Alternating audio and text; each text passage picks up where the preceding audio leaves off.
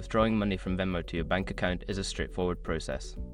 Follow these steps to ensure a smooth transfer. Step 1. Open the Venmo app. Launch the Venmo app on your mobile device. Make sure you are logged into your account. Step 2. Access your balance. Tap on the icon or the Manage Balance option to view your Venmo balance. This will show you the amount available for withdrawal. Step 3. Select Transfer to Bank. Choose the option to transfer funds. You will typically see a Transfer to Bank button or similar prompt. Tap on it to proceed. Step 4. Choose Transfer Type.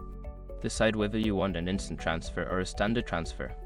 Instant transfers are quicker but may incur a fee, while standard transfers take 1 minute to 3 business days and are usually free. Step 5. Confirm transfer details. Enter the amount you wish to withdraw and confirm your bank account details. Review the information to ensure accuracy, then finalize the transfer.